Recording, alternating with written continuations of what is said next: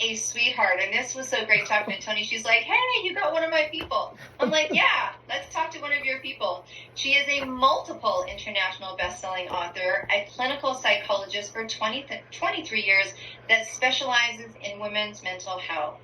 And she is going to talk to us today about something that we all need all the time, every day. You can't get too much of it. You could have a bath in this stuff, and it's called self-love. And by the way, I love your glasses. Every time I talk to you, Thank you. The thing that you may not know, and Tony, I bet you don't know this, I got one up on you, is that she loves cartoons. I do. I'm a cartoon person. I know. She's working on reports, and she's got cartoons in the background. And she loves a song called God Provides by Pamela Mann. And she has some really beautiful gifts for everyone. She has one chapter of her book. And guess what? It's about self-love. And she has a gift that for you, and also a gift that you get to pass on. So she's going to send you a free book for you and a free book for a friend. And on top of that, a virtual private session all about self-love for you and your friends. Now, isn't that all self-love? And I know Kathleen's like, well, that's good. Okay. Dr. Amani Price, welcome so much to the Stand Up, Speak Up, and Show Up. Yes, you. Thank you for coming to the stage today. Deb, thank you so much for having me. I'm excited. Like, I can never talk about self-love enough. And as I go into my speech, you'll see more about why it's so important to me. So before we get started, I'm going to ask everybody to repeat after me. All right? Drop the cape, wear the crown. All right.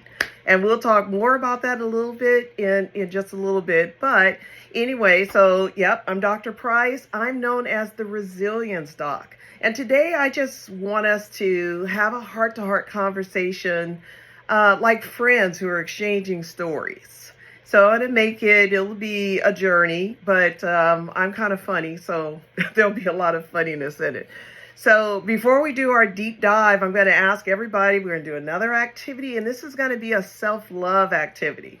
So I'm going to ask everybody to get in a comfortable position wherever you are. I want you to close your eyes, and we're just going to set our intention. So I want you to take 2 deep cleansing breaths in and out.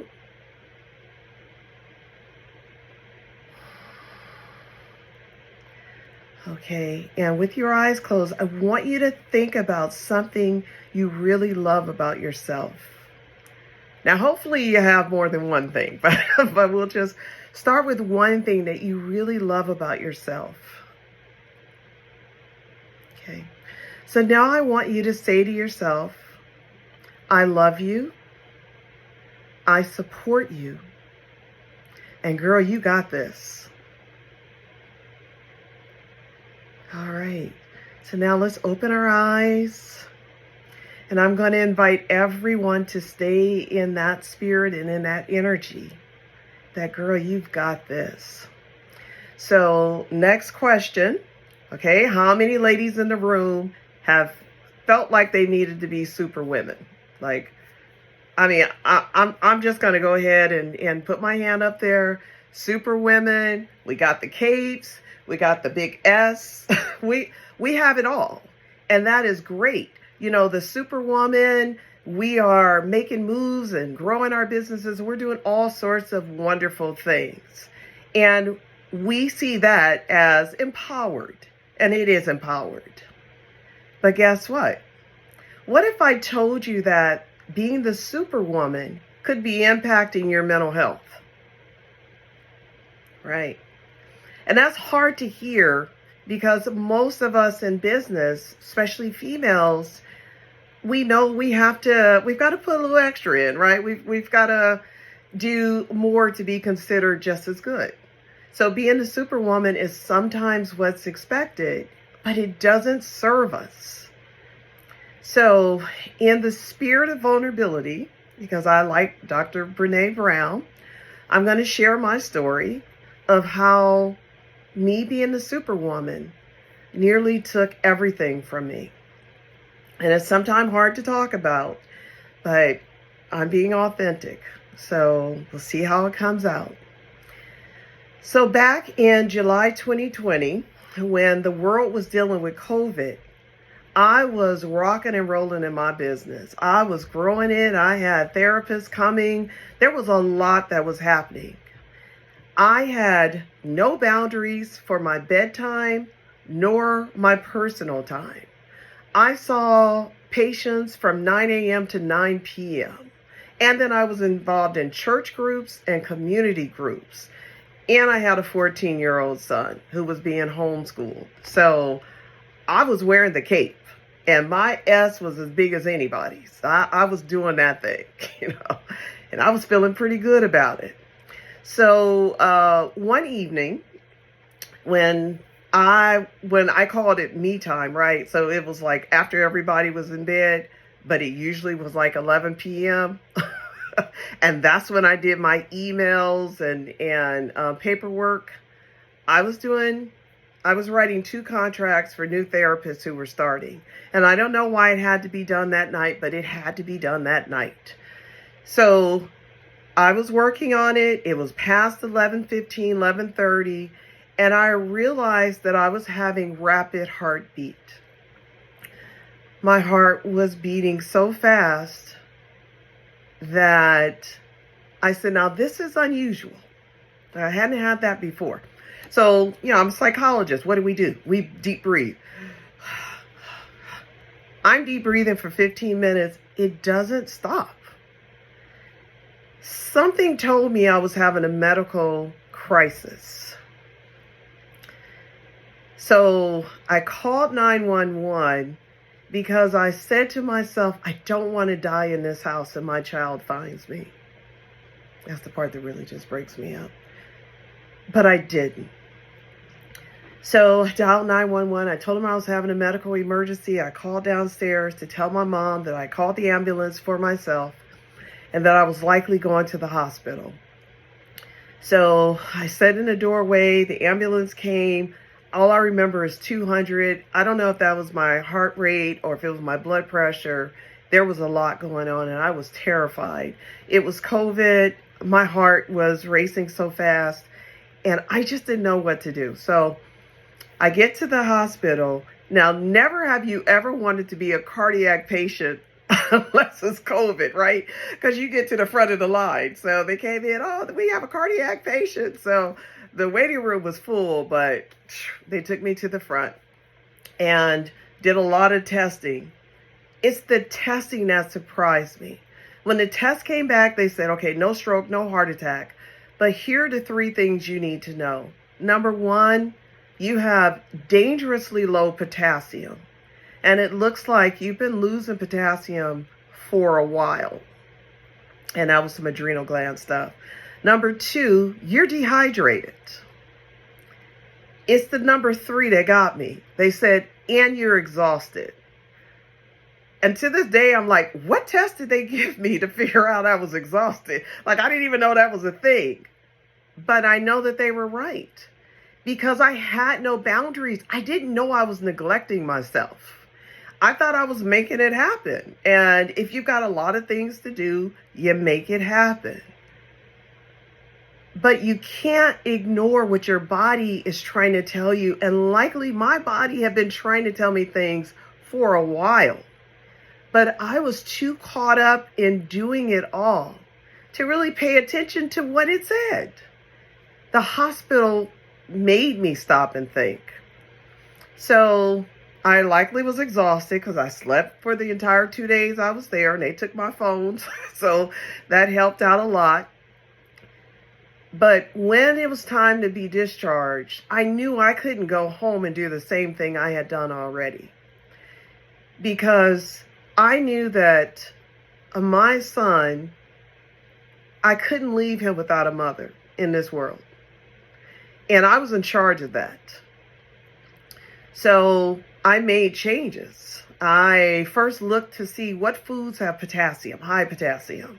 And people say bananas. Bananas are like way down at the bottom. We're talking about Swiss chard and spinach and those green leafies. That's where your potassium comes from. So mom stocked up on that, and we were looking at my diet and doing everything. And then I told my sister, who was my office manager, I'm only going to see people 3 hours in a day.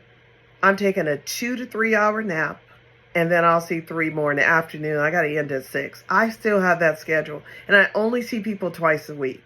I see people Tuesdays and Wednesdays only, and that's it. Because what I realized is that not being a superwoman doesn't mean that I give up my power. I feel very empowered. I feel more empowered because now I'm asking for what I want, right? So for all you ladies who's wearing the S, that's why I said, drop the cape, wear the crown. You know why? Because a queen asks for what she needs. She delegates. She doesn't do all the work on her own. She's got all those ladies in waiting also, so I'm sure she's got a lot of people doing stuff for her. But that is universally what I hear women saying to me, is that they can't ask, or they don't believe they should ask. And that goes to how we feel about ourselves. If we don't feel like we can ask, then what is it we think we're worth? How worthy do we think that we are? So I want to look at women's statistics, our physical and mental health. The statistics are not great for us. So let me tell you, 46% of women who are adults in this country have high blood pressure, and most are on medications. But here's the other piece of that. There are a lot of women who are undiagnosed with high blood pressure. They're a walking time bomb. 42% of women in the U.S. are obese. 20% of women have some type of depression or anxiety, compared to only 12% of men.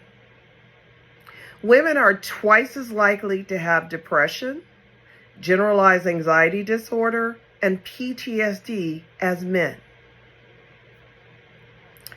Women are also more likely to attempt suicide. I mean, we know that. Men die more often because they're more lethal, but women are more likely to attempt. So if we think about all of this, what do all these things have in common?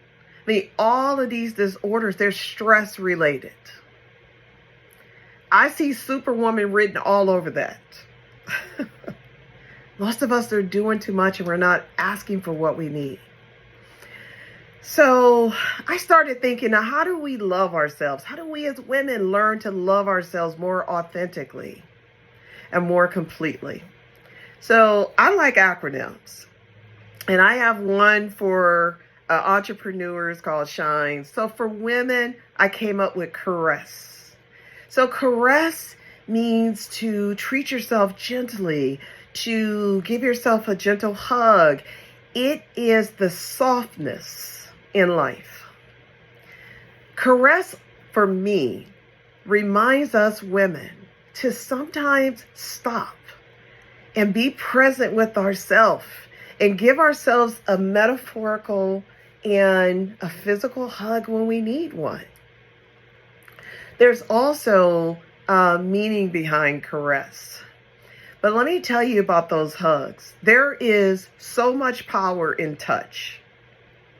And I'm talking about, non-sexual touch in addition to the sexual kind, but just for ourselves, touch, it gives us a feeling of safety. It gives us a feeling of belonging and of comfort.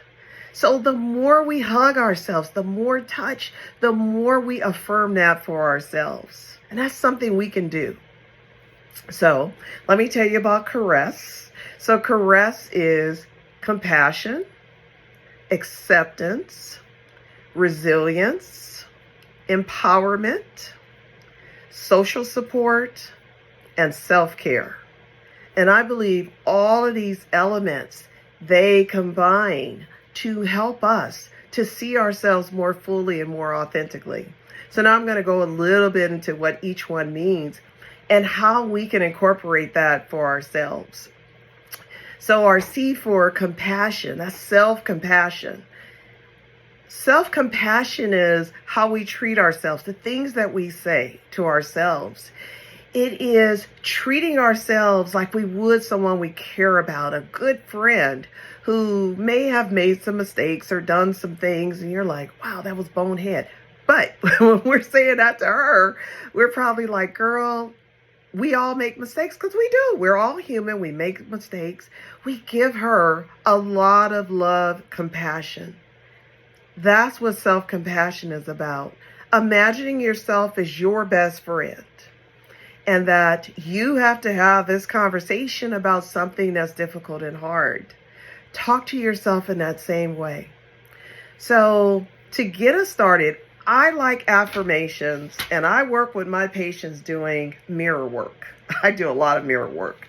So I encourage people to get about 3 affirmations that you believe for yourself, and just start practicing in a mirror, saying kind things to yourself.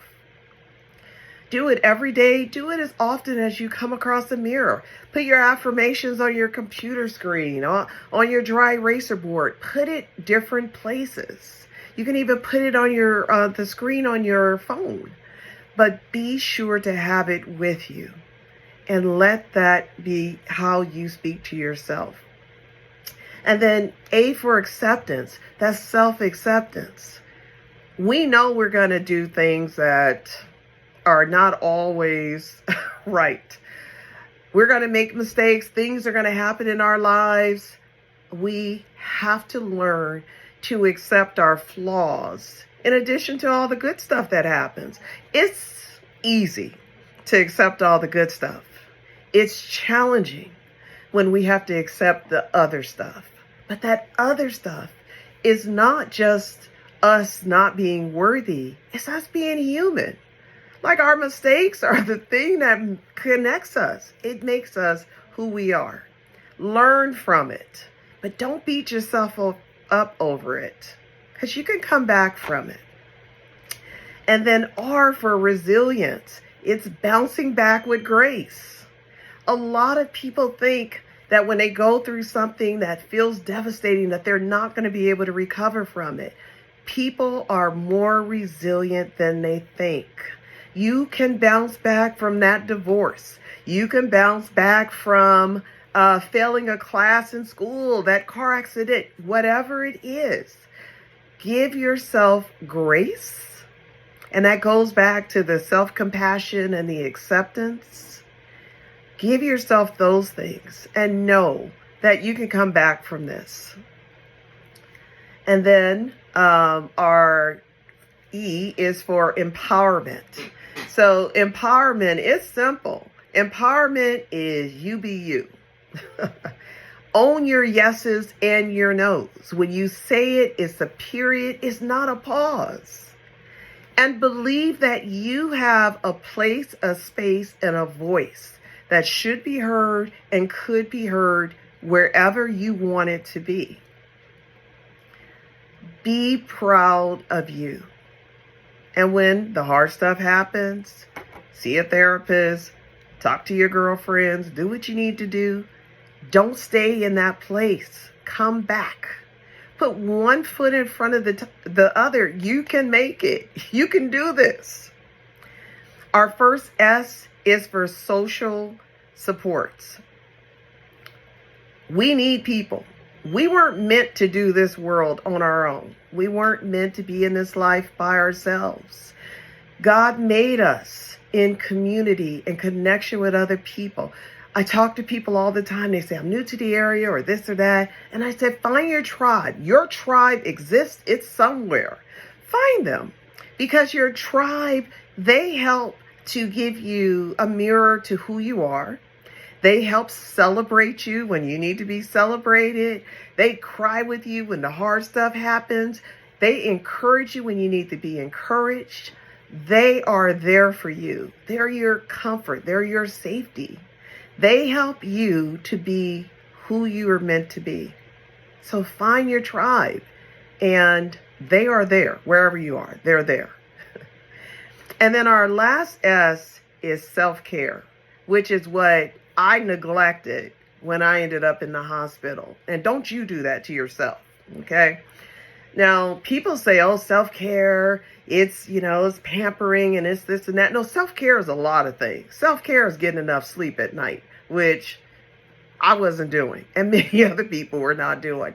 Self-care is, yes, the mani-pedis, but it's also taking a bubble bath, which doesn't cost you anything.